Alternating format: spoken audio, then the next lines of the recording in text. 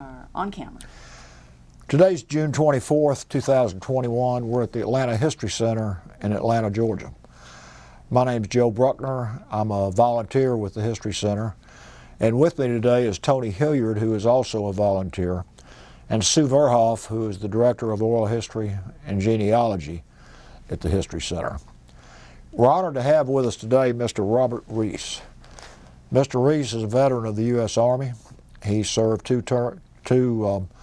terms in Vietnam, and he's kindly agreed to come and talk to us about his military experience as well as his life, both before he went into the service and after he got out of the service.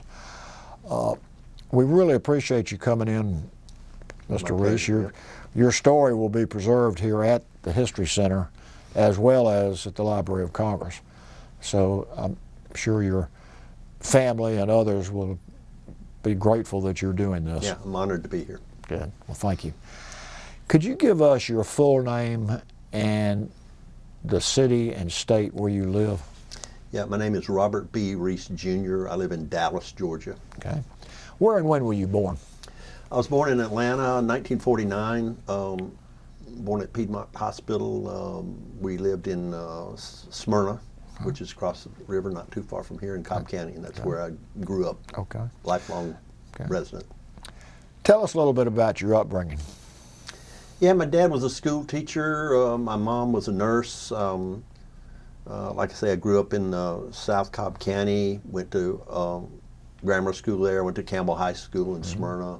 I had I guess I was, you could term it a middle class family in terms of that. It was pretty much I was a child of the 50s and the 60s, which was a good time to be growing up here. Smyrna wasn't that big, and you know, I always think back when you see the movies like American Graffiti or something. That was kind of how I grew up, and it was a good time. Really, there was a lot of things going on during that period, but in general, it was a very good time to grow up, and I really enjoyed my teenage years and growing up, going to Campbell High School. Did you have brothers or sisters? Yeah, I got 4 brothers and sisters. I'm the oldest of 5. Okay. Did your father serve in the military? He did. My father and his twin brother were in the Navy. They went in right at the end of the war. They were not deployed overseas, and they were lucky not to have to do that. But they were in the Navy. My grandfather was he was a little bit too old for World War I. But my great grandfather was in the Confederate Army. He served with Lee's Army in Northern Virginia. Wow. He went in 1861. He went all the way through and was at Appomattox Courthouse for the surrender. So we have a military heritage in our family. Did your father ever talk about his experiences? Not too much. Again, because I think I don't want to disparage it, but he wasn't deployed overseas. They got out of training. They went to New Orleans. Both of them were deployed together. They went to New Orleans, and they were the war was over pretty quick, so he never really had much to say about it. Okay. Talk about the circumstances under which you went into the military. Yeah. Okay. Well, when I was in high school, I had made very good grades. I think I was well liked by all the kids in the class. I was always I wasn't athletic enough. I wasn't quite good enough to make the teams. I was very interested in athletics, and but I was never quite good enough to earn a uniform. I was a little bit socially behind the curve in terms of dating and that sort of thing. I didn't go to the prom when I was in high school. And so and the reason I mention that is because coming out of high school, I went to the University of Georgia. I got accepted, went over to the University of Georgia, started over there. But I was always a bit, I don't know, all my buddies, they were in the Marines or they were in the fraternities. I always felt like I was a little bit, I wanted to be a little bit more in terms of having the right girlfriend, the right car, or, being one of the guys. I was just never quite there. And there's some more complexities to it, as you're immature, 18, 19 years, things that you wouldn't do today. But I ended up deciding I would drop out of University of Georgia and join the Army. Okay. And I didn't join any particular program to sign up for special training or anything like that. I just, just went in. I really wanted to go into the, combat services. So, they had plenty of room for that in 1968. Yeah. And so I joined up, and of course, Mother and Dad were horrified, that I would drop out of university and join the Army, and I'm in Vietnam within 6 months, and so they were not too thrilled with that. And in retrospect, wasn't a good thing I did to them. Yeah. In terms of doing that, but that's how I got into the service. What did your friends think about that? Because you had a lot of friends that were in the military. Yeah, a lot of them were already in, and most of my buddies went in the Marines, so I wasn't quite that dumb, I'll put it that way, to do that. But they were a bit shocked, and even today I run into some of my buddies from high school, and they're going like, "Hey, Robert, I don't know why you did it. You didn't have to do that, and we admire you for doing that." And it was a surprise to them that I did that, because I was not, like I said, was not a athletic guy or overly macho type personality in high school. Looking back on it, are you glad you did it? Yeah, yeah. There was a lot of negative things that came out of it, but on balance, I'm happy that I did it. Good. And I might have done it a little bit differently if I had to do it, but we can all say that about anything, right? That's true. Yeah. We'll talk about your military service, your training and your experiences, just anything you want to share with us. Yeah. Well, I'll just touch on training briefly. I went from when I went into the service, I went out to, at that time was the forget what they call it, but there was a center out on Ponce de Leon next to the old Sears place, where you went in and you went there, and they jabbed you with the needles or whatever. Then they put you straight on the bus from there, and you went to Fort Benning, Georgia. So I went to Fort Benning and went through basic training there. This was summer of '68. Hot, man. Oh, it was so hot down there. And I spent the summer at Fort Benning, and then once I graduated from basic training, immediately they sent us, didn't get a leave or anything. They put us on a bus and went to Fort McClellan, Alabama. At that time, there was a facility over there. There was one of the advanced infantry training centers was at Fort McClellan, and so I went through the fall of '68 over there, marching up and down the hills of mountains of Alabama. At Fort McClellan, I remember that one of the things that the rumor mill would have it, every class that graduated, they would always, the rumor would be, well, this time they're going to need guys for Korea. Everybody's going to Vietnam, but they need some guys for Korea. So our group, a lot of guys are going to Korea. That was the rumor, But it never came true. At the end of the day, I think one guy went to Korea, and 399 went to Vietnam. That was just the way it worked. But so I graduated from Fort McClellan in November. I got to leave in November and spent it here with my family in Smyrna, and got on the airplane and went to Oakland Army Base for transport to Vietnam in December of 1968. So I got there just in time for Christmas of 1968. Yeah. We'll talk about. Yep. Yes. Christmas. I mean, you've just gotten there. What was that like? Yeah, well, I mean, it was such an overwhelming experience anyway, just being there, just getting there, completely alien environment, the war was going on and so forth. And so the Christmas thing didn't really affect me too much personally. I'm sure it did Mom and Dad for that reason. But I got there in December, like I say, and by the time you go through all the process, I really didn't get to the front, to the fire base, until right at New Year's Day. But I remember me and my buddy, we were in Lackey. We had been assigned to the 1st Division. I remember getting a care package that was from home, and there was a letter in there from two parents, and they wrote a letter there and just said, "We don't know where our boy's at, and but we know we don't know who's getting this present, but we know that it's Christmas time, and so we just want to, give something to somebody." And that kind of affected me in terms of that somebody would do that. And back it up a little bit. When you first got off the plane, what was your first impression of Vietnam?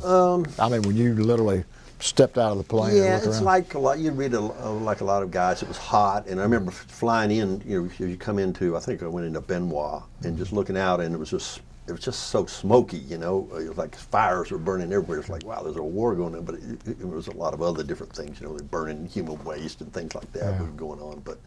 And it was hot, but that never bothered me. I was from Georgia, and I was used to the hot weather. But mostly it was just the alien culture.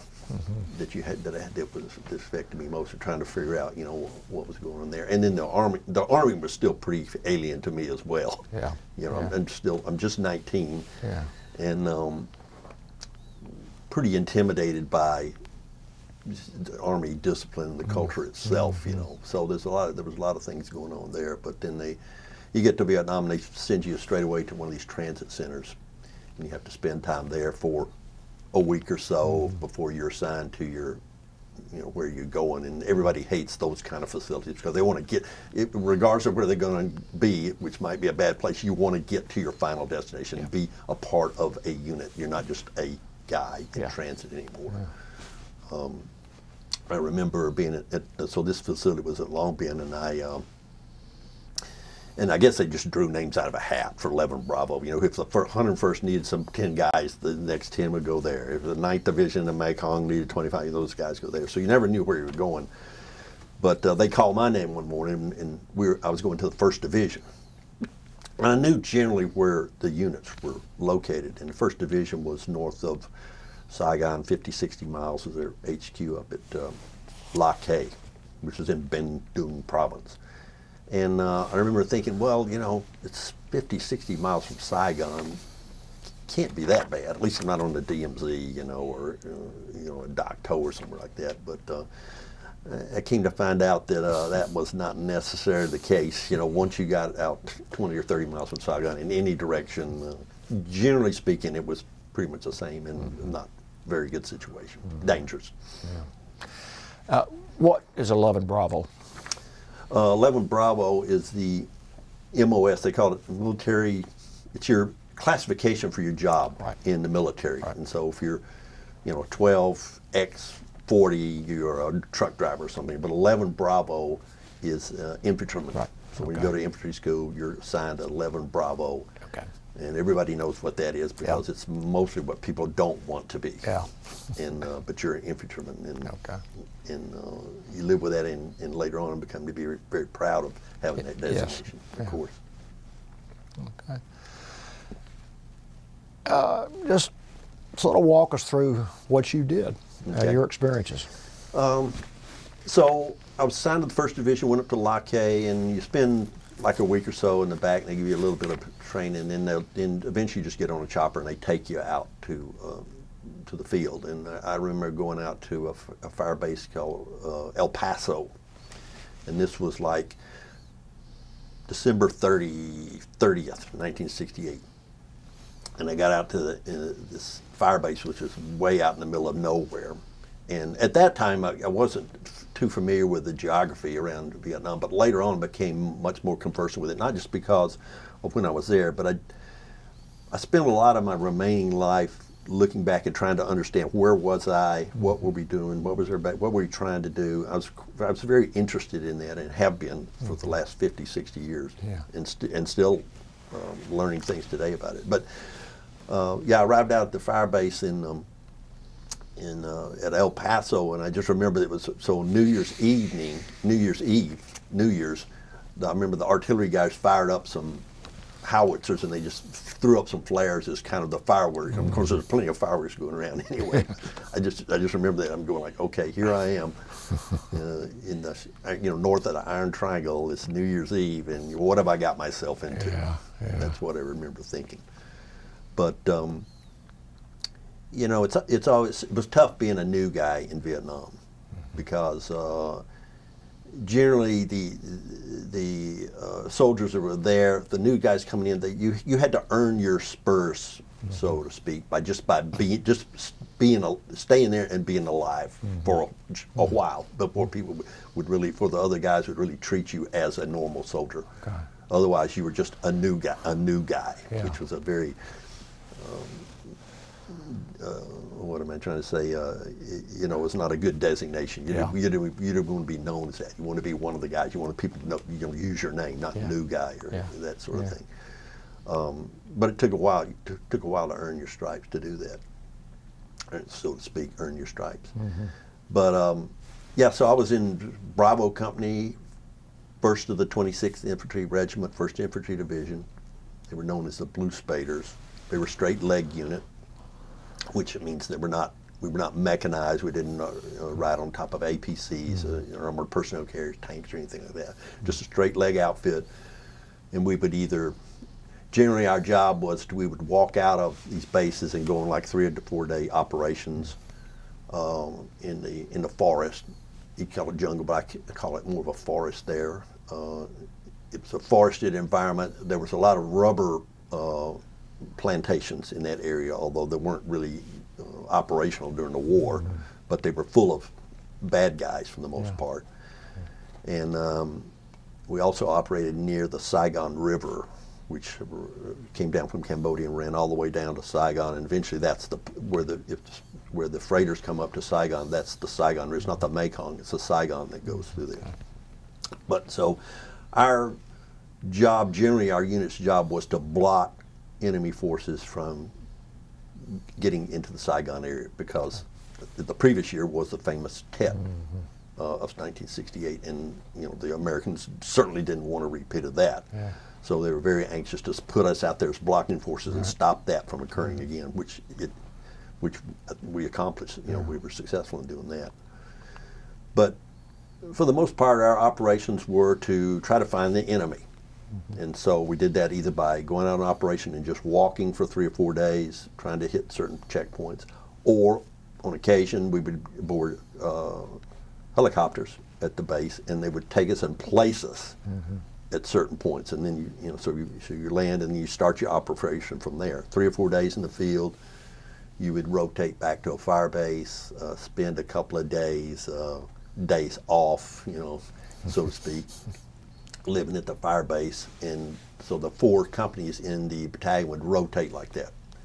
And so 3 companies were always in the field somewhere, and 1 company would be in the fire base. So, you know, it's security for that, for the base.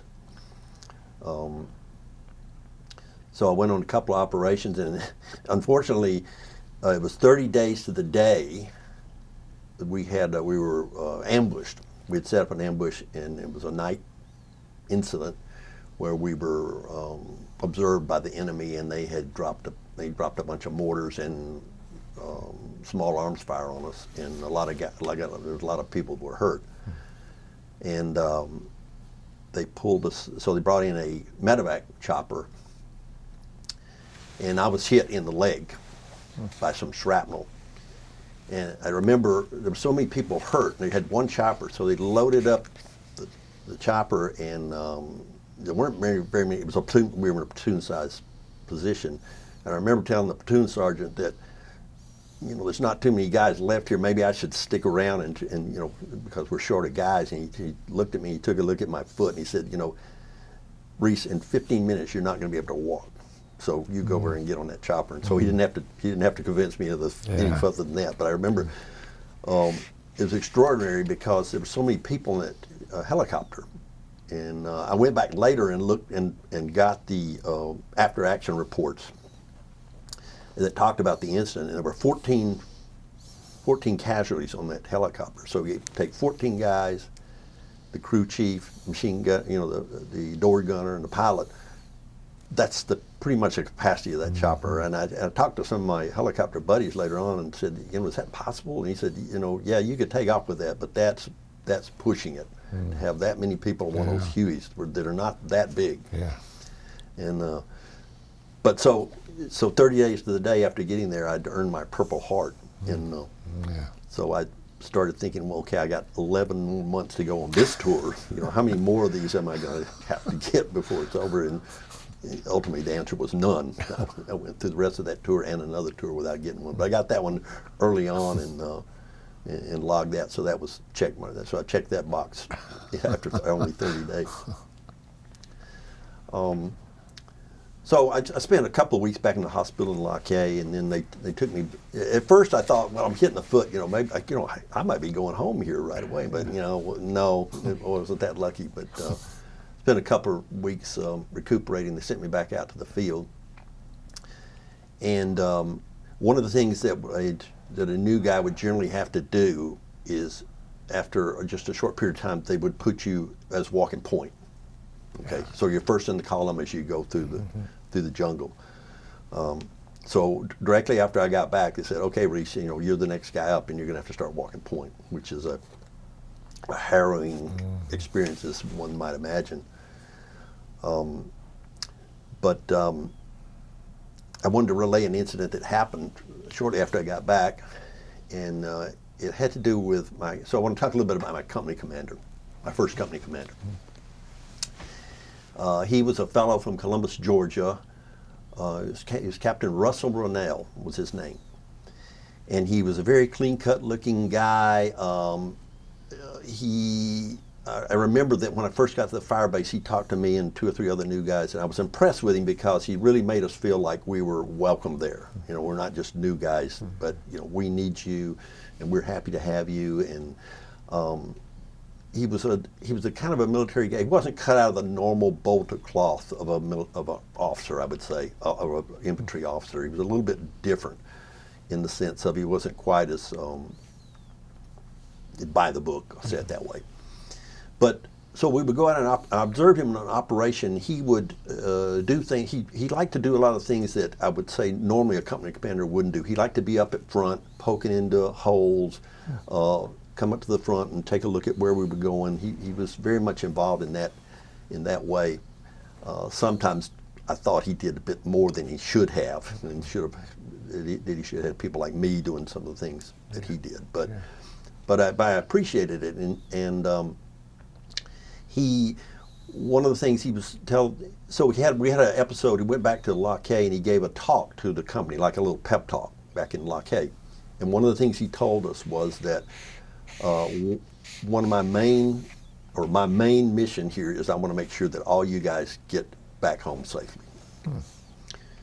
And that meant a lot to me. And I knew that he could not deliver on that. But I appreciated the sentiment that was behind it. And so another thing that was very unusual about Captain Ronell was that his wife was also stationed in Lock K. She was a nurse in the Army.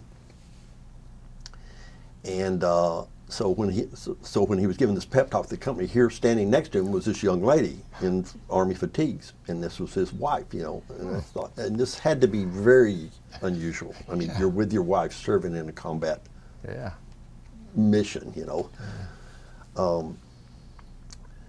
So I'll come back to her later on. But so after I got back to the field, we went out on an operation one day, and I was walking point, and Captain Ronell had told me that we were looking for a certain trail head, or where 2 trails intersected. So after a couple hours of walking, we came across this, and I called him, we radioed it back, and Captain Ronell came up to the front, and he had his map, and he was checking out where he was going. He told me, he says, "Okay, just stay here and take a smoke break." I didn't smoke, but he said, "Just take a break. I'm going up here a bit, and I want to check something out." So we did. He walked on up the trail with his radio guy, RTO, and directly 10 minutes maybe, here comes the RTO back by himself. And he says, Captain Ronell stayed behind. He wanted to check something that he was going to do. And about that time, we heard this huge explosion. And it turns out he had he either tripped or somebody detonated a booby trap on him, and it killed him. And this incident had a very strong impact on the company because everybody was so loved him so much and had so much respect for him, and it was just devastating to the company. And of course, Patty Ronell was his wife, and she would have found out back in Lock K. And it's just horrible tragedy. Years and years later, I came to find out that Patty Ronell was on the CBS 60 Minutes program. they had a program about Vietnam nurses, and she was one of the nurses that was interviewed. Wow. And they, Morley Safer, who Yeah. was one of the famous guys on 60 Minutes, interviewed her, and she talked about how she had found out about her husband getting killed. She was at the little PX in La Caille, she said, and one of the orderlies from the chaplain came over and found her at the PX. It says, the chaplain needs to talk to you right away. And she said in her interview, she said, you know, that's not good when the chaplain wants to talk to you right away. Gosh. And she went on further to say in the interview, so she, you know, the chaplain notified her that Russ had been killed, and she said they wouldn't let me look at the body because they said his head had been blown off, which was true. And as I've stated, sometimes I'm happy that, and this is one instance where somebody in the Army made the right decision in not allowing her to see that. A few years after that, I had the honor to actually meet her in person at a reunion we had out in Kansas for the company reunion. Yeah. And let me back up just a little bit. I contacted her later on via telephone and asked her if I could talk to her about this incident because I was one of the last people to talk to Russ. And I didn't know how she would react to that. Okay. And but she was very cordial about it and welcome of that, and we became friends. Good. And I was able to meet her at the reunion in person, see her after all those years. We gave her a little award. Good. So that's one of the most rewarding things that came out of my experience there was actually hooking up with Patty after all those years and being able to work through some of that with her. Yeah. But one of the things I found out about contacting people after all the years, various colleagues and veterans, was that not everybody was interested in talking about the old days. To me, it was emotional, but I didn't mind doing it because it was a release for me to do it.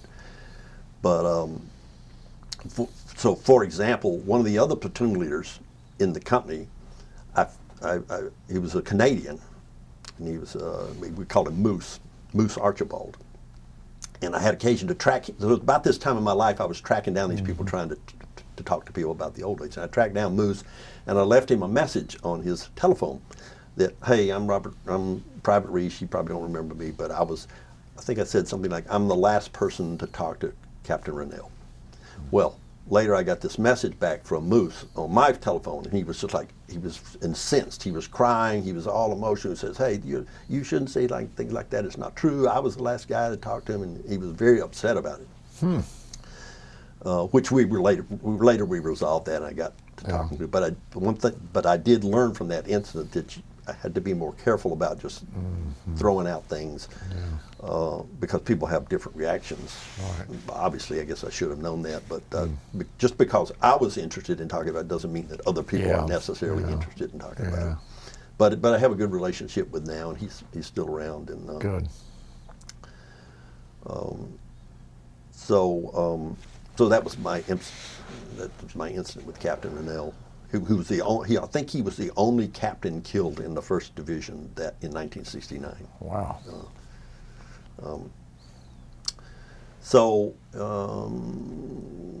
Following on that, of course, we got a replacement CO, and he was very much he was like a West Point guy, very strict and right by the book, and nobody liked him. And I just can't imagine. It was a very tough situation for him to come in like that, where everybody loves the previous guy, and here you are, you're this hard ass, by the book Army guy, and it was a difficult time for the whole group. But again, we learned to live with it, and I met him at the reunion as well, and I told him as much after all these years, that I appreciated what he had to go through. It couldn't have been easy for him to do that. So I've gone on a bit now, but no, this is exactly what we want to hear. Yeah. Okay. I wanted to tell another incident that occurred with my best friend. So of course you meet people and become friends with them, and some more so than others. But I met this guy. He was in our platoon, his name was David Pellew, and he was from Goshen, New York. So he was a Yankee. He was just complete opposite from me, you know, being the good old Southern boy. But you know, somehow opposites attract, that sort of thing. Yeah. But David, he was a machine gunner in the squad, and he reminded me of the character in the movie Platoon, the good sergeant.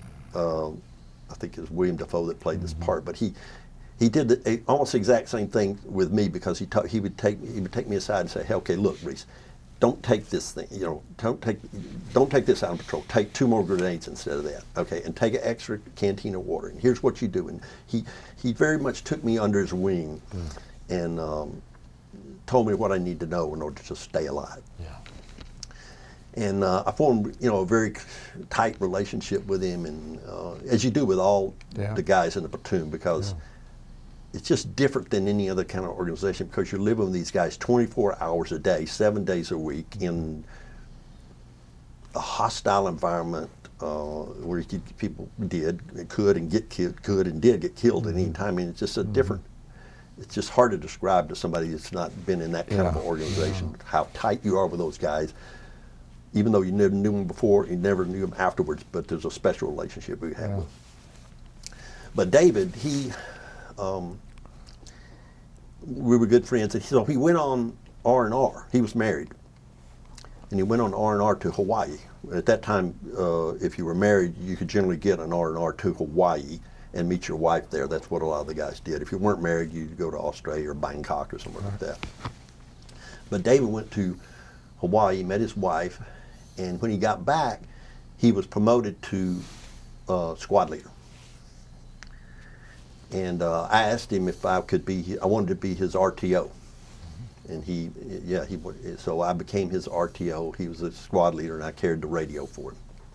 Again, another very tight bonding situation, that kind of pairing up in the combat. But he told me a story about Hawaii, and when he got ready to come back, like the night before he was supposed to come back, you know, it was all emotional. He was going to have to leave his wife again, and he didn't want to do it. He didn't want to come back. And he told Ann, that was her name, that, okay, I'll tell you what, I'm going to put my hand in the car door. He had a rented car. He said, I'm going to put my hand in the door. You take the car door and slam it on my hand, okay? And I'll be hurt, and then I won't have to go back. And she, you know, she wouldn't do it. She said, no, I'm not doing that. He was telling me this story. Yeah, gosh. So he came back, and he came back to Vietnam anyway. And so on the first mission after he got back, we went out on patrol.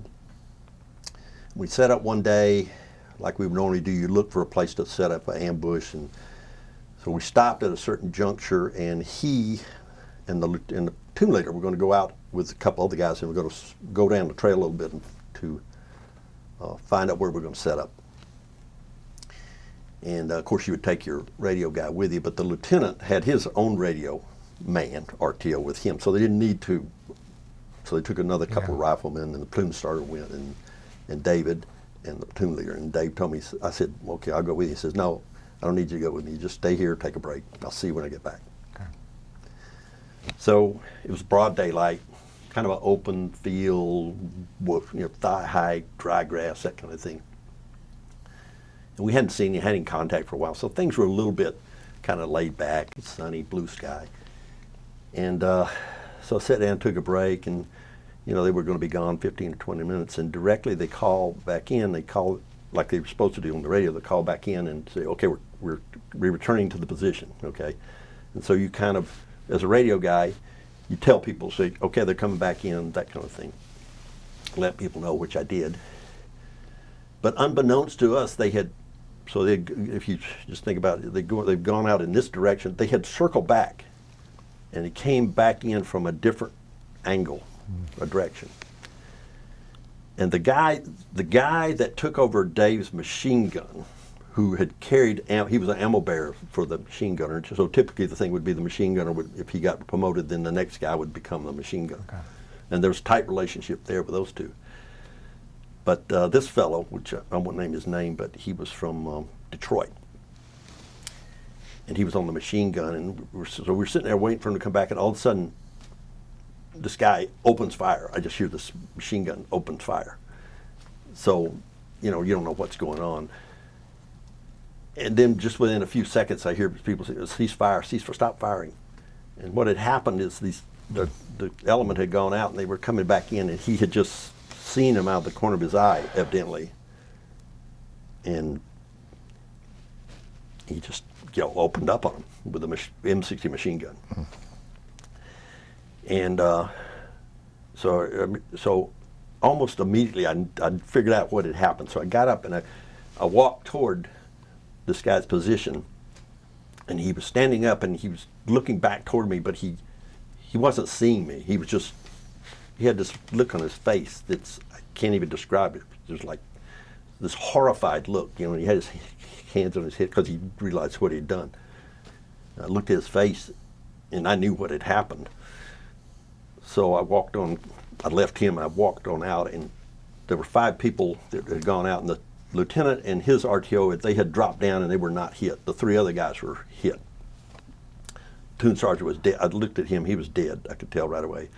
And Dave, my buddy, was all shot up, him and another guy, and he was unconscious. But he was still alive. And Doc, one of the medics came up, and we were trying to help him, and the medic told me, he said, "Well, he can't breathe. He was shot through the neck, the back head, in the body, multiple wounds." And so the medic, he did something that I came to find out was done more than I thought. You saw it in training where they take one of these old Bic pens, and they'll pull the ink element out of it, and they take the Bic pen and so what he did is did a tracheotomy on him right there in the field. He took a scalpel. Dave was unconscious, and he said, "Okay, I want you to hold his head. Just hold his shoulders down, his head real steady," which I did. And he slit his throat like that and injected the Bic pen in there and, attempted to blow and get the air flowing. But, I could tell this was this wasn't going to work because he was shot up so much. But at any rate, the chopper came in 15 minutes or so. We put him on the chopper, and so I talked to the doc after he was gone. I said, "What do you think?" And he says, he didn't answer me. And so he thought the same thing that I did, that this was, he wasn't going to live. And sure enough, we got a call back a few minutes later. Both guys had died. And so we had, it just goes to show you the things that happen. It's like there's a saying that I think this came from World War II, but I've heard in Vietnam too, that just says something to the effect of, anything that you do in Vietnam can get you killed, including doing nothing. You're there and things are just going to happen. Yeah.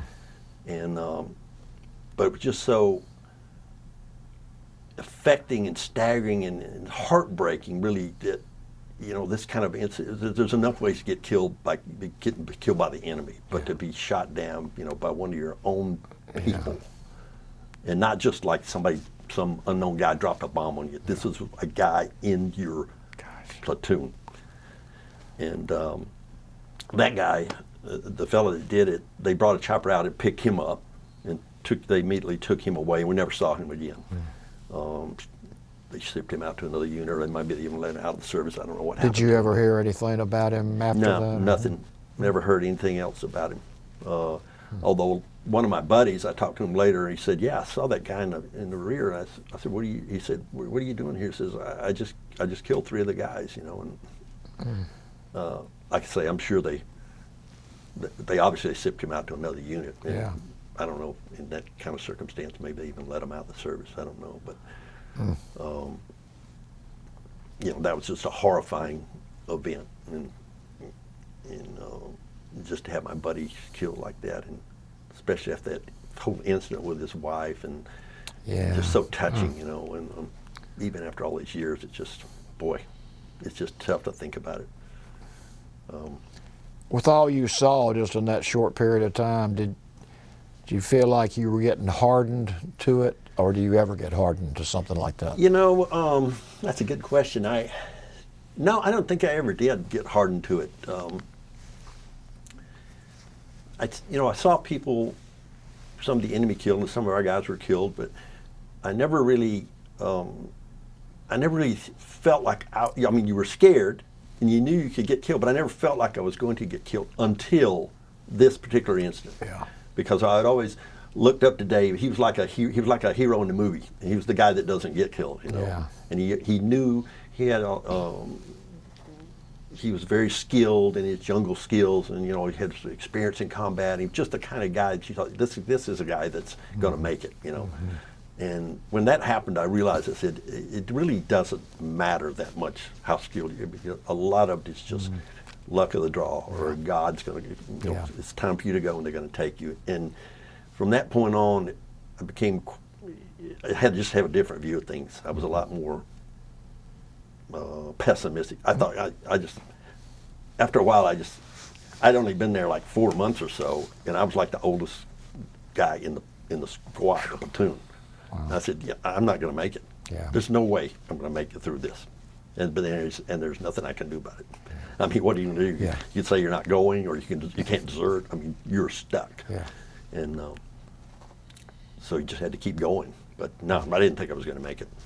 And that's one of the things I've always thought of my whole life, is everything that occurred after I was 19 has just been all gravy. Mm-hmm. So whatever would happen to me, I should have no complaints. Yeah. Because I've had a lot of good things that have happened to me over the last 50 years that none of those guys were able to experience that. So it did have an impact on your life. Oh yeah. Tremendously. Yeah.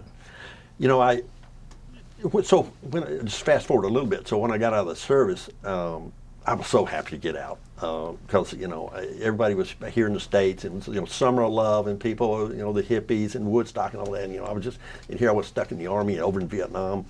I just wanted to get home and go back to school and have a good time, like the rest of my generation. Mm-hmm. And so I got back. I went to school right away up at Kennesaw State. Went to junior college there for a year, and then I transferred over to University of Georgia. I was on the VA, a GI Bill, so pretty much I didn't really have to work, just go to school, and so I just kind of forgot about it. Vietnam was something I read about in the paper, and things are going bad, and that doesn't look good, and I just really kind of forgot about it and let it go until later on when my kids started. When I had kids, I had 3 kids. And they started getting of a certain age, and for some reason that triggered me to start thinking back about what had happened to me. So, why was I allowed to live and not somebody else? For example, it's a question you ask yourself sometimes. So did God save me to fulfill some purpose? And if so, what is it?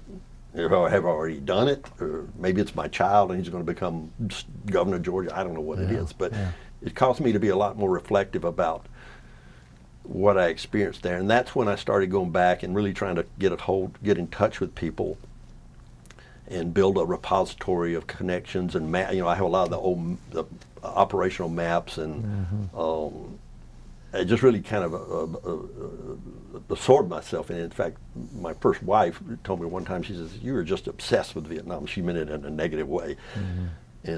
But I thought, yeah, you're probably right. Yeah, I think you are right about that. Yeah. And but I didn't see it as a negative thing, because it was something I was very interested in. Right. And I spent a goodly portion of my life trying to understand what happened, why it happened.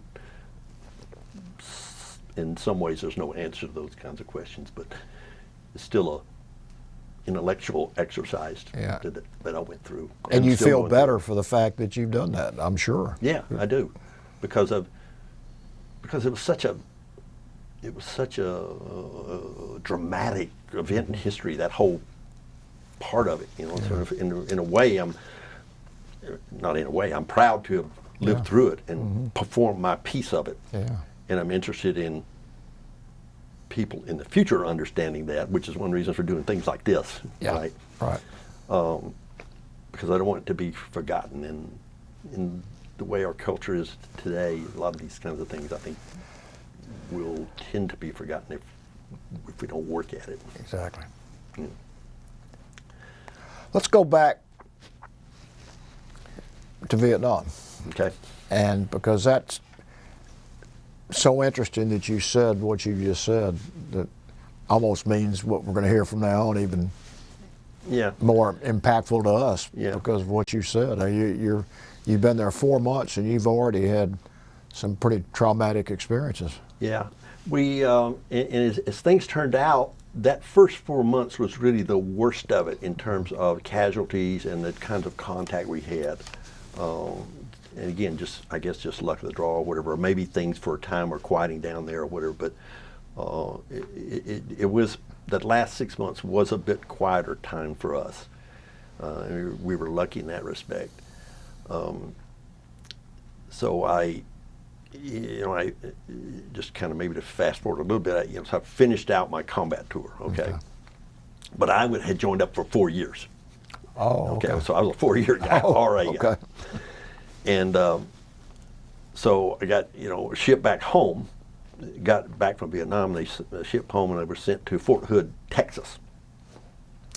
And there's nothing about Texas that I want to go back and see based on what I experienced at Fort Hood. But I was in the 1st Armored Division at Fort Hood. And it's all, and of course, stateside Army is a lot different. It's all, about keeping your shoes polished and making formation. And, it just, I didn't care for it at all. So after just a few short months, I ended up asking for a 1049, which is the code word for asking for transfer. I wanted to transfer back to Vietnam. I wanted to go back and finish out my enlistment in Vietnam. And plus at that time, you could get out a bit early by going back to Vietnam. So that was another way for me to get out early. And at that time, my MOS had been changed. I was driving a truck in Fort Hood. So there was a good chance I wouldn't have to go back and do a combat tour. Yeah.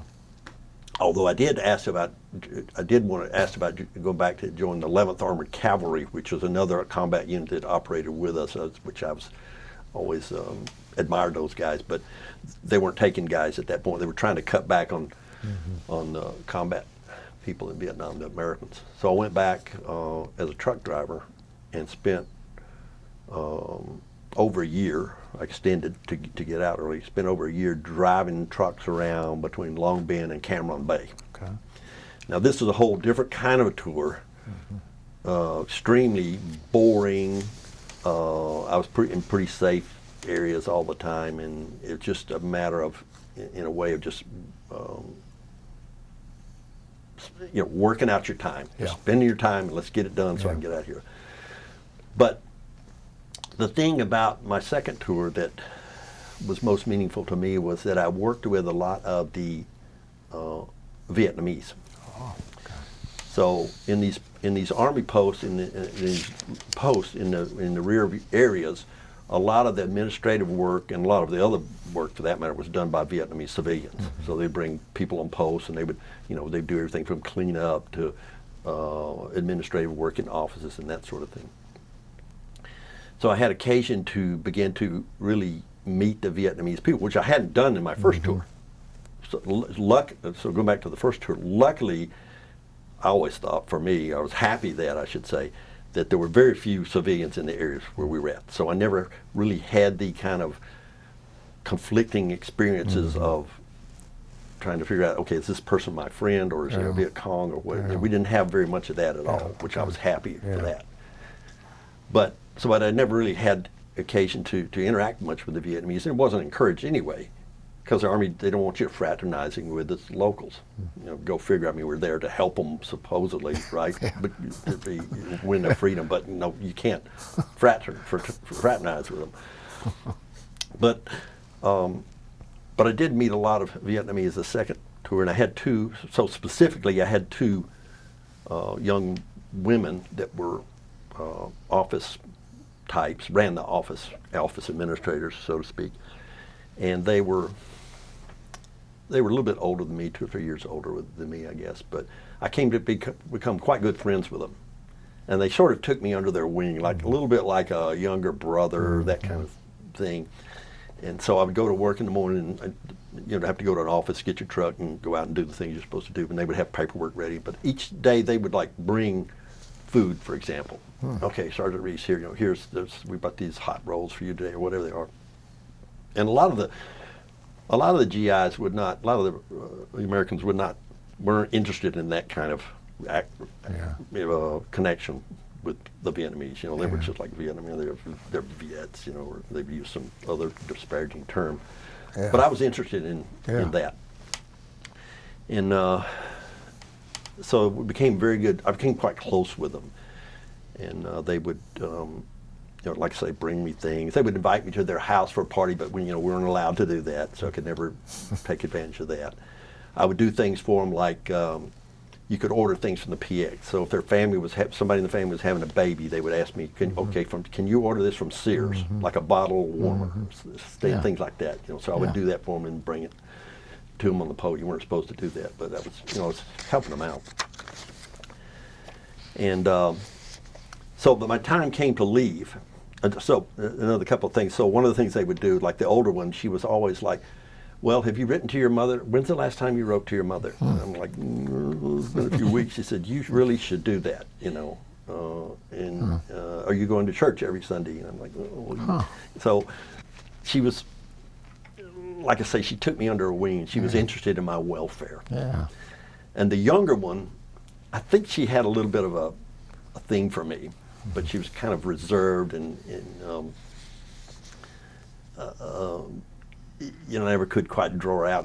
For example, I would want to take their photo. Yeah. She never wanted, no, you can't take my photo. It's almost like you see in the movies where the Indian, you don't take his photo. No, you'll take my soul. I don't know what it was, but she didn't want me to take her picture. Yeah. And so it came time to go. So I was ready to go home. And at that time, like I say, I had it extended so I could get out of the Army early. But they even bumped it up earlier. So I just woke up one day and it was like 10 days from now I get to go home and I'm out of the Army and everything. And I was so excited. And I really regret not having more of a goodbye type session with them. And they gave me they gave me a gift of these 2 little ceramic elephants, like bookends, as a going away present. And so I was grateful and happy or whatever, but then I just went and left. So I came back to the States, I was in the school and whatever, and so at that time, that was 71 when I got back. So in the next 3 or 4 years, things went very much south in Vietnam, pardon the pun. But I remember when Saigon fell, I was working at a bank down in Atlanta, and I remember WSB interviewed me on the street the day that the tank went through the gate in the Presidential Palace and asked me what I thought and that sort of thing. But at that time, all of a sudden it occurred to me at that time, I started thinking back to these 2 individuals, and Vietnamese people in general, but specifically for these 2, I'm like, well, gosh, what happened to them? What's going to happen to them? It's not going to be good, whatever it is. Yeah. And I was just horrified to discover that I had not kept in touch with them, and now it was too late because there was no way. I mean, they were just sucked into the black hole of whatever went on in Vietnam after '75, and there was no way that I could ever find out what happened to them. Did they have to go to camp, or one of them's husband was a pilot in the Air Force, so I mean, it wouldn't have been good for them. But it just broke my heart, because I just wish so much that I could just sit down with them today and just thank them for really what they did for the Americans. In general, helping us, and specifically me, watching out for me and being so kind to me. And it just, it was a hard lesson to learn in life, that you got to be careful because you never know.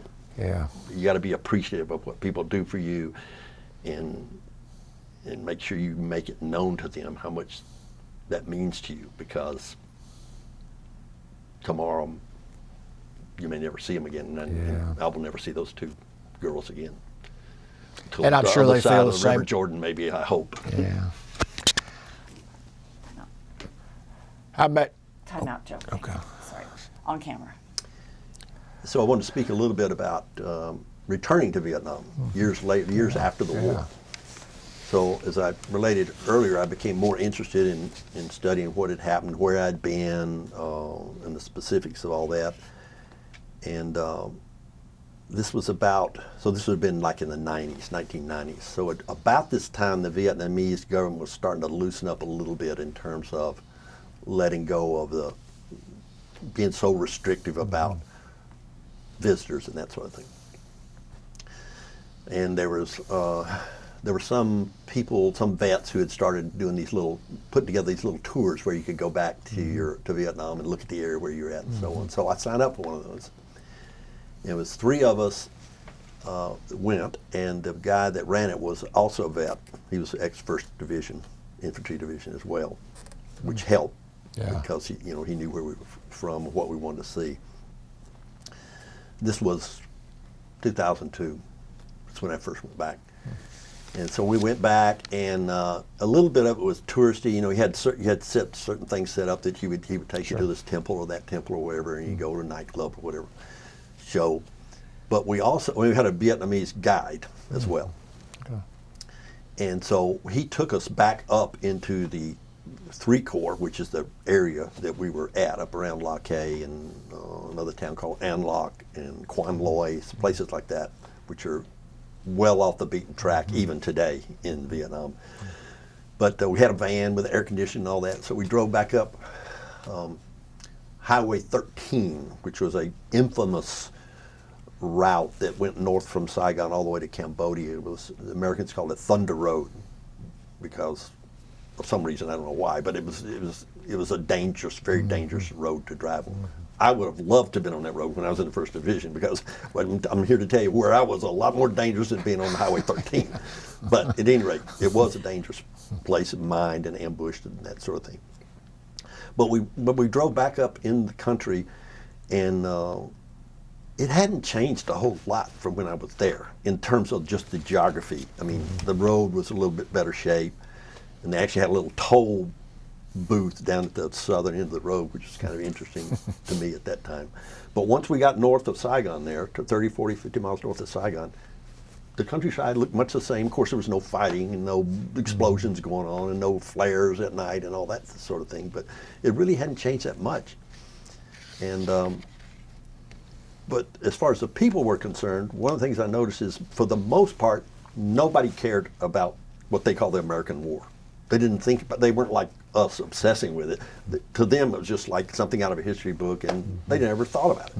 Now, you had to be careful about interacting with some of the local gendarmes and politicos and people like that, because those were the people that were in the Communist Party, or the people whose mothers and fathers were in the Viet Cong, because they got the good jobs after the war. Yeah. So you had to be careful about interacting. You didn't want to, you just leave them alone, stay away from them. Yeah. But the other people were very receptive, friendly. They seemed to like Americans. They wanted to find out where we were from and that sort of thing. It just couldn't have been more friendly. And so I was happy with that you didn't have that carryover from the war. The guy that ran the tour from previous tours, he knew an older gentleman that lived out close to where one of our fire bases was. He was a Vietnamese, and this gentleman had been a VC during the war. And so we went over to his house, met him at his house, he and his wife, and they invited us into their home. Were very gracious, accommodating. They didn't speak English, but of course we had an interpreter there. And they just couldn't have been more gracious and welcoming. And it was just so interesting. The fellow told me that through the interpreter that he had fought against the Japanese, the French, and the Americans. Wow. And when he was a boy, operating against the Japanese, he said he had a rifle that was, was a single shot rifle, and he said the rifle was taller. He said it like that, it was taller than he was. And he was like 13 or 14, and most Vietnamese are not that big anyway. But so it was just, and it was just like we were friends. Yeah. I kept thinking about it, saying, here we were 40 years ago in a fire base. I was a couple miles over this way, and just in a way, you kind of think, well, why couldn't we have had this dialogue in 1968? You know, do we really need to try to kill each other all the time? I mean, can we come to some accommodation? It just goes to show how humans get themselves in that situation, when in point of fact they could be pals just as easy. Yes. You know, and I went back the next time I went back, I took 2 of my teenagers with me. Oh.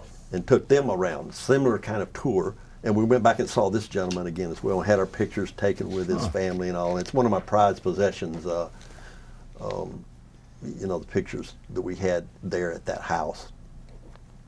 But it was a chance to interact with some of the enemy. And I had a couple of other occasions where I met people that had fought with the NVA. I went to Hanoi on a couple of occasions. And we met with some ex-NVA guys, and they were one of the drivers that we went on a tour. The driver of a van, he was an ex-NVA soldier. Wow. And you never know exactly what people think, of course, in their different culture and everything. But you know, they were fine with us. You know, just chat with us and whatever. There was no ill feelings left over. Now I'm sure you could find somebody that did have some ill feelings, but we went up to the part of the tour. We went up to, they have a park now over near Tay Ninh. It's where they call the Cu Chi tunnels. So Cu Chi is a region close to where we fought, north of Saigon, and it's a very infamous area that was networked with these tunnels that you see in the movies and all.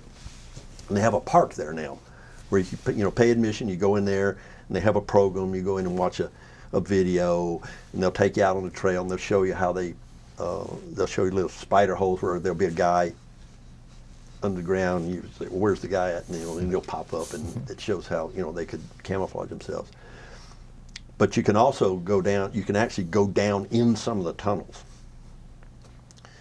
Now, when I was in combat tour there, we would find these holes and these tunnels and all, but I don't know about other units, but I'm here to tell you, nobody in our unit ever, I think I only saw one time a guy go down in a tunnel with you see them get in a movie, they get a 45 and they crawl under there. No, we didn't do that. You might throw a hand grenade in there and you mark it on the map and say, B-52 this area later on. But at this park, you could go down in the actual tunnel, and it was fascinating because you always wondered how they could survive those B-52 bombing strike. I guess I should say something about that as well. But the walls, you go down, and the walls of these tunnels are dirt, of course, but they were hard as concrete. Just the nature of that, the soil there, the geography of that region. It was just like concrete. And so it was interesting crawling down there. And so we went in, the 3 of us, and you crawl through. Then they have this space where there's a hospital was there, and a dining area where there's rooms maybe half as big as the room that we're sitting in here today. But we went into this little break room where they serve you a little glass of tea and a piece of candy or something. So it was the 3 of us, and there were 3 Vietnamese women, older women in there. And we were told they were on tour as well, but they were Gold Star mothers. So they had their children had been killed in the war. Wow. They fought on the other side. Yeah, gosh. So it was kind of it was a poignant moment. We didn't interact too much with them, but it was a case for pausing and thinking about that. How much things had changed, and here we are sitting next to somebody's parents. That maybe somebody killed, and maybe an American killed. It gives you something to think about. But I want to mention something about the bombing. One of our missions in the 1st Division was to do what they call BDAs, bomb something assessment. And the idea was they would drop these B-52 strikes, and then they would send us out on a mission. You're supposed to go through there, check out the strike, figure out what was there, what damage, was there any effect in terms of the bombing. So my reaction was always, so you go out through the forest, and you climb through there, and you come to this place where there'd been a B-52 strike. And so there were craters, you know, way bigger than this room, for half a mile through the forest, and the trees, these big mahogany or teakwood trees or whatever, you know, you couldn't even put your arms around them. They were just blown to smithereens. I mean, literally into like toothpicks was all that was left. And I always thought, okay, if there was anything here when these bombs hit, I certainly couldn't tell you that now, because there's nothing but like whole craters, you know, bigger than a house. And it's just all destroyed. How can I tell if there was anything here or not, you know? But it must have been horrifying, awesome in the literal sense of that word, to be on the receiving end of those, you know, just observing the damage they did. And I just can't imagine, and they were not allowed, they were not allowed to, the Air Force was not allowed to drop, to have a strike within, I don't know how close it was, 3 miles or something like that, of you know, friendly forces, something like that. And I'm here to tell you, 3 miles is not very far away from a B-52 strike, because they're, you know, when we had some close approximation to them, it's like some, it's like a lightning bolt or some kind of, you know, something that God would just bring down upon you, fire and brimstone. It's just these huge boiling clouds of black dust in the near distance, and thunderous explosions. And we've been close enough to them where, I mean, it would feel like an earthquake when they came down. And sometimes they flew so high you couldn't see them really, unless sometime on a clear day you could see them. They came in the groups of 3. But sometimes they would be this eerie noise, like it's almost like a woman screaming or something like that. And it was the sound of these bombs, somehow the acoustics created through the atmosphere. It was just the scariest kind of effect, because it was like, you know, ghost or some kind of horrific devils or something right out of the sky. And of course they were on our side, so I can imagine what the enemy must have felt from that. But yeah, those B-52s, of course, we were glad to have them on our side, and the rest of the aerial circus as well, the Air Force and all the helicopter gunships and so forth. We love to see those things coming in. But you had to be careful with them too, because it's dangerous, you know, dropping napalm and bombs and all those people going on, and you're in the friggin' trees, and it's a harrowing experience to bring in that kind of air power. Artillery was another thing, you know. You have to be so careful with it, because you can hit your own guys pretty easy. Did that happen to your unit at all? No, I don't think we ever had an incident like that. Where somebody actually got hurt. Ours was more the incident I referred to earlier. We had another so-called friendly fire incident where a couple of people got killed, but again, that was by some people in their own company. It was not from the aerial attacks or artillery or anything like that. But you know, that friendly fire, it happens a lot in every war, I'm sure. Yeah. Because you think about it, you have thousands of people in the woods. Everybody's armed with automatic weapons and bombs and hand grenades and rockets, and they're all nervous as hell, and they're trying to kill the other guy, and they're on a hair trigger, and you know, people are going to get killed, and they did. Yeah. Friendly people got killed. You know, it's a part of the price you pay for being in a war. I'm kind of making a different leap now, but I want to go back to talking about the Vietnamese themselves and what happened to them. And this is on the same theme, but in a broader sense. One of the best books that I ever read, I read it recently, is a book called Black April. And it's a novel. I forget the fellow's name that wrote it. I wish I knew, because I would like to have it on the record. But it's a book about the last year of the war of '75. And it's one of the best books I ever read, best in the sense of moving. really it was a very emotional experience for me to read this book, because it talked about very specifically about when things started to cave in.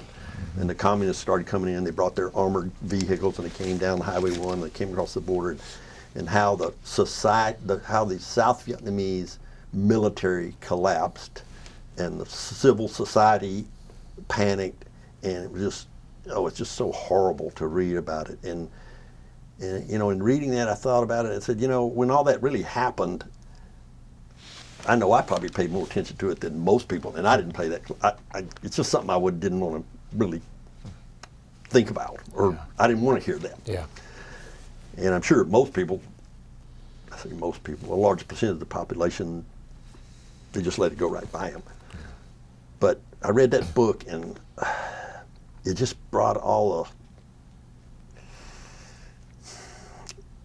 it just affected me once again, in the sense of, hey, these people that we told we were going to help them, we're here for you. Come to our side. We're going to aid you. Trust us. We're going to help you out here. And even after the Americans left, don't worry. If you need arms, we're going to send you arms, or we'll be back. We're going to make sure that you're okay. And American society, American society, they didn't fulfill that promise. Right. And I think I hope that's a lesson. I would like every politician, I would like every high-level officer, military officer, read this book. It should be required reading in history, to read that book, and so that we could never do this again in the way that, I'll use the word, the way that those people were betrayed by the Americans, because American society as a whole just got sick of the whole thing. Yeah. They were tired of it. They didn't care. They didn't want to hear about it. We're all done with that. Whatever happens, we don't. Cambodia, the Khmer Rouge, you know. Mm-hmm. No, we don't want to hear about it. And they should have to hear about it. We should have to hear about it now. We should understand what happened. We have things going like people pulling out of Afghanistan now, or some of these Middle East places. That's right. I don't know. I hope the same thing. I don't think it could be as horrible as what happened in South Vietnam, but. Well, you know, I think every Vietnam veteran, at least the ones I know, feel exactly the same way you do about what happened at the end. Yeah, another thing you'll hear sometimes is people say, talk about the only war that Americans ever lost, which is, that rankles all veterans, yes. I'm sure. I remember there's a movie, that's a Bill Murphy movie, when he was in the Army. And Bill Murphy's a funny guy, but I forget the name of the movie, but he was in the Army, and he was trying to give this pep talk to his platoon or something. He was talking to them. It's a funny pep talk. He's in there kind of a sorry lot, He's going, we're in the U.S. Army, we're 10-1, And it was a funny line, but at the same time, I'm like, I'm supposed to be part of the Army in the war, the only war America ever lost, okay? Yeah. Which I've never really bought that, because first of all, in our unit, we didn't lose anything, okay? We did what we were supposed to do, we had to do, and at the end of the day, we held command over the field, and maybe we didn't eliminate the guys or whatever, but nobody chased us off the battlefield. Yeah. So I never felt that we lost. The American military lost. Yeah. I think American society, yes, we did strategically. It was a defeat. There's no question about it. But it wasn't the American military that lost, and that may, to non-military people, that probably comes across as a rationalization. Okay, so be it. But I'm here to tell you, in my mind, the military did not lose that war. Okay, and I think most veterans would feel the same, and it still rankles today when I hear people talk about that. And we were defeated and we lost that. And, well, not really in the sense that a lot of people mean when they say that. Yeah. Well, I'll have to say I agree with you 100%. Yeah, I figured you would.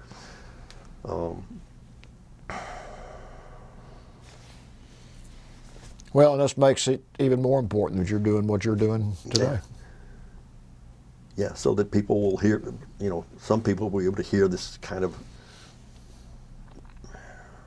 description of it, Yeah. viewpoint of it, which can tend to be lost somewhat Yes. for a lot of reasons Yeah. over time. What was your children's reaction when you took them over to Vietnam?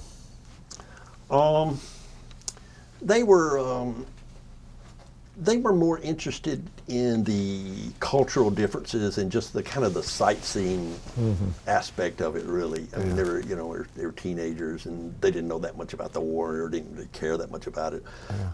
So they were, you know, they were interested in seeing where I'd been, but they didn't have the perspective of, you know, that an adult would have about it, the educated adult would have about it. However, I hope that, and I think that in retrospect, you know, it will come to mean more to them as the years have gone by. Yeah, good. So I should say, so that kind of reminds me that, so after I went back to these two or three of these tourist type trips, I had occasion to have some business dealings in Vietnam. So I went back on business several times. Yeah. This was in, you know, the late 2009, 7, 8, 9, something like that. And at that time I was divorced, and I happened to meet a young lady in Vung Tau, which is a town on the coast, a resort type town, seacoast town. And one thing led to another, and I ended up marrying this lady. Good. And she had 2 daughters. I subsequently brought her back to the States, and she went through the immigration procedures and became a U.S. citizen. Great. And then the 2 daughters came a year later, and now they're both U.S. citizens Good. and doing very well. So I'm you know, I'm proud of that fact. I remember going to Vung Tau on my second tour. They would send you down there like on leave, like you get like a weekend pass or something. You ride a bus down to Vung Tau and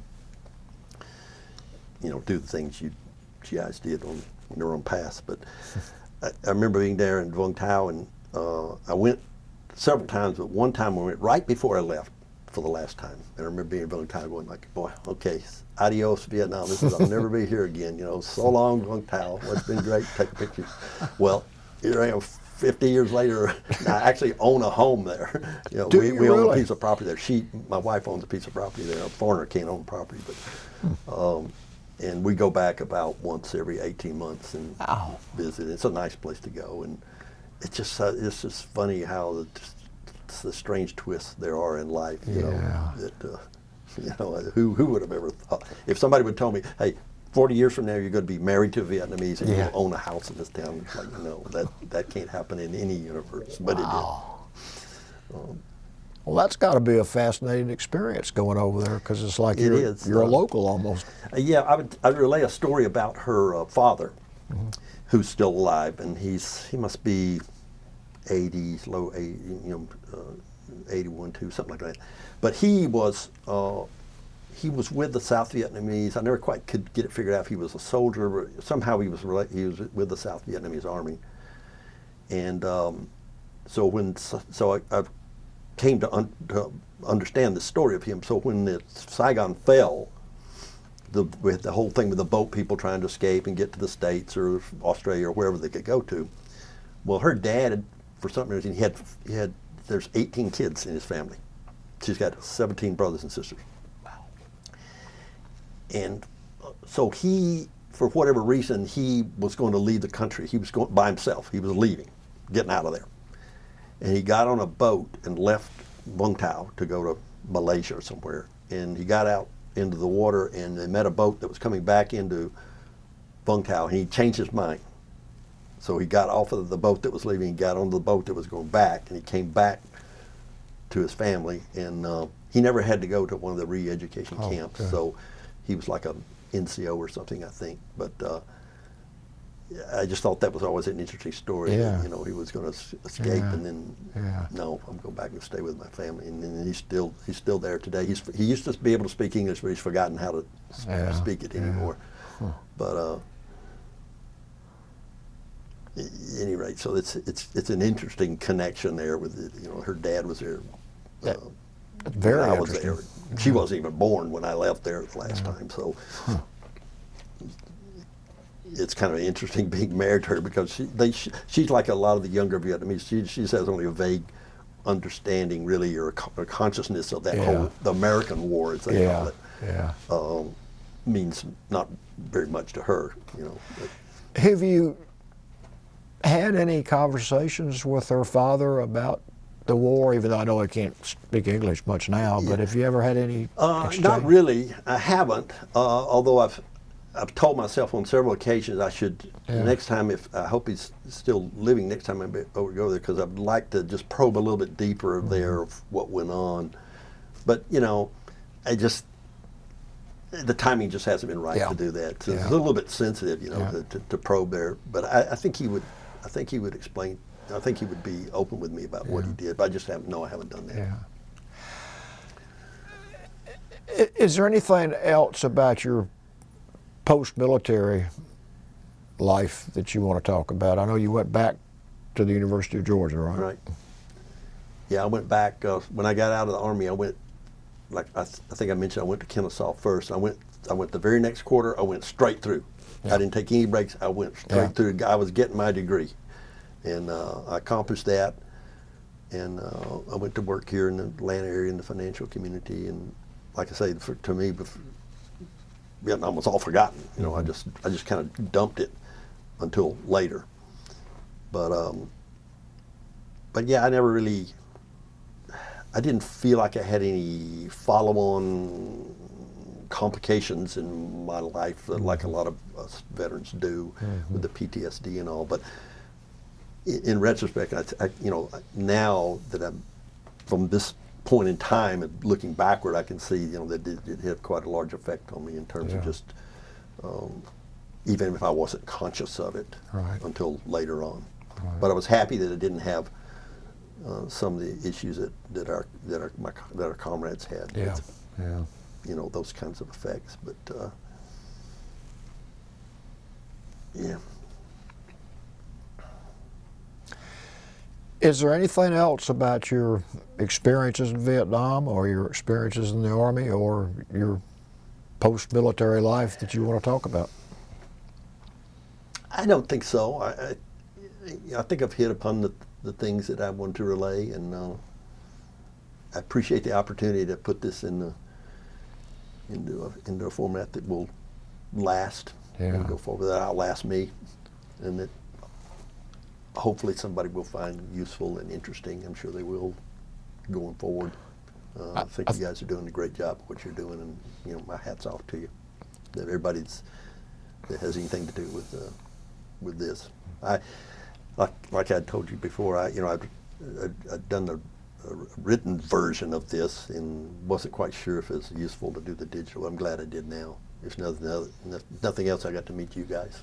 Well, we're honored to meet you. And I appreciate it. Thank you. Sue, do you and Tony have any questions? Did you get everything on the list? I know you had a little list. Cover everything? Mm-hmm. I did.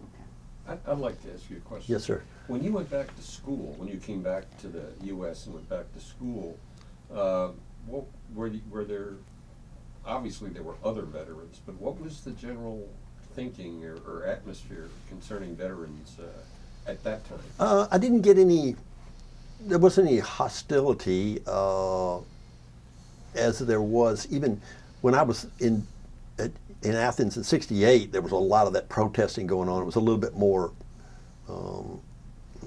hostile to the military. It was very much hostile to the military at that point. But I think the vets coming back from Vietnam, at least my experience, where people were sympathetic to that. You know, you didn't get. It'd be hard to find somebody that would say, well, you know, you went to Vietnam, you killed babies or whatever. You know, that I didn't run into any of that. And a lot of the veterans were, at that time, their mindset was like kind of what I described. They were done with Vietnam, and they had, in some degree, have negative view of it themselves. So there was no large contingent of veterans that were, you know, waving the flag and continuing to push the cause of South Vietnam. I mean, nobody was doing that. So Yeah. You know, nobody had an issue with them really. Yeah. But I would say this, that, you know, nowadays, as we all know, you experience a lot of this. Thank you for your service, and that, I mean, it's much appreciated, you know, when people do that. And to a large extent, I think people are sincere in doing it. Sometimes I feel like people are a little bit, they just feel obligated to just say that, and maybe they don't really think about it, and just kind of like saying, hey, you know, have a good day or something. But you get a lot of that now. But we didn't get that in previous years. No. But I've never really been bitter about that. I mean, you know, we didn't get a parade or anything, but I never stewed about that or wrung my hands about it. I did what I needed to do. I came home. I did what I thought I had to do, and if I had to do it again, I would do the same. I would do some things differently, but I would still go today. If I had to do it again, I would do it again. Well, what you just said is a credit to you and sort of sums up your whole discussion today. I mean, you joined up. I mean, you weren't drafted. You joined up voluntarily. Right. Went in as a very young person, and not just survived, but became a soldier.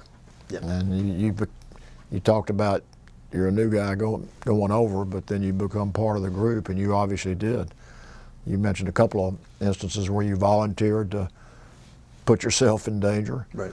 You saw a lot of tough situations and a lot of traumatic experiences that you had, but I believe you came out of it a better man because of the kind of person you are. Well, I appreciate that. It means a lot to me. And it's impressive that you appreciate the culture of Vietnam, and obviously you married a Vietnamese, but just while you were there, even the fact that you dealt with those two ladies. I wish we could have done more of that as Yes. a country and a culture. Yes. We were turned out. Things would have turned out different. I don't know if we could change the ultimate balance of the way things shifted, but if we had just done a better job of integrating ourselves with the culture and the people, Yes. we would have been a lot better off Yes, well, than we were. And I really blame I never blame the people in the Army, the military. It was the people that were running our government at that time. Yeah. They didn't do the right thing. Yeah. They made a lot of bad mistakes. And I hope we as a culture learn from it. I don't know if we will, but because we seem to forget these things as years go by, and we just sometimes humans just do the same thing over again and have to learn the hard lesson again. But that's a huge mistake that we made in that. And not really understanding what we were getting into in the early days was another problem. Well, your message is going to be valuable to anybody that sees this. Yeah, if they I hope just so. see the last 2 minutes of your interview, it's going to be thanks worth for it. saying that. And that makes it all worthwhile. and I'm so glad you went back to get to know more about the country, and I'm sure you're glad you did too. I mean, that talks about the kind of person you are. And Well, I offer you an invite. If any of you guys want to go back, tell me when you want to go back. I'll host you in Vung Tau, and you'll have a vacation of a lifetime. I can guarantee it. wow, I'm going to take you up on that. Okay, do. Sincere. Well, thank you so much for doing this today, and I will sincerely say thank you for your service. Okay, thank you. I appreciate it. Thank you for your service and welcome home. Thank you.